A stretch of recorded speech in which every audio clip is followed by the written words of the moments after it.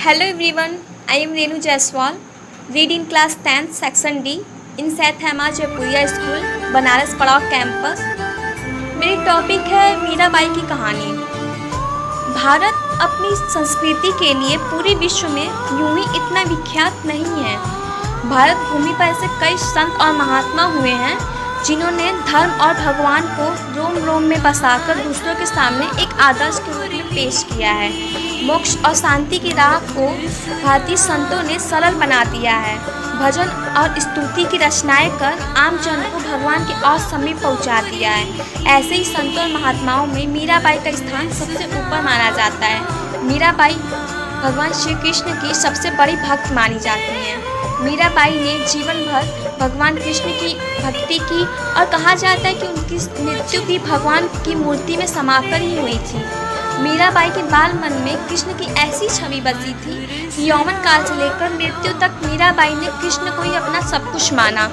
मीराबाई का जन्म जोधपुर के चोकरी गांव में 1503 में हुआ माना जाता है। 13 वर्ष की उम्र में मेवाड़ के महाराणा सांगा के कुंवर भोजराज से उनका विवाह हुआ। उनका जीवन दुखों की छाया में ही बीता। बाल्यावस्था में ही माता का देहांत हो गया था। विवाह के कुछ साल बाद पहले पति, फिर पिता और एक युद्ध के दौरान ससुर का भी देहांत हो गया।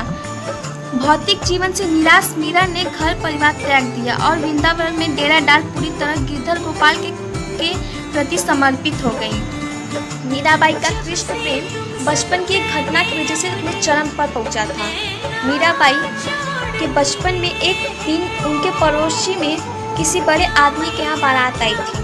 सभी स्त्रियाँ छत से खड़ी होकर बारात देख रही थी। मीराबाई भी बारात देख रही थी। बारात को देख मीरा ने अपनी माता से पूछा कि मेरा दूल्हा कौन है। इस पर मीराबाई की माता ने कृष्ण की मूर्ति की तरफ इशारा कर कह दिया, वही तुम्हारे दूल्हा हैं। यही बात मीराबाई के बाल मन में गांठ की तरह बंध गई। बचपन से ही वह कृष्ण की भक्ति में रम हो गई थी। मीरा ने अपना शेष जीवन वृंदावन और द्वारिका में भजन कीर्तन और साधु संगति में बिताया। इस प्रकार मीरा की कृष्ण भक्ति निरंतर दृढ़ होती गई तथा वृंदावन व द्वारिका पहुँचने पर वो कृष्ण को अपने पति के रूप में स्वीकार कर अमर सुहागिन बन गई।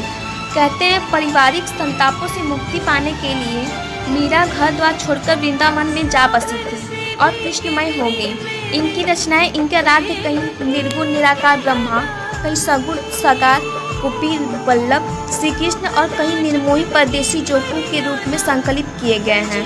वे गिरधर गोपाल के अनन्य और एकनिष्ठ प्रेम की अभिभूत हो उठी थी। अब मैं अपनी बातों को विराम देती हूँ। So thank you so much.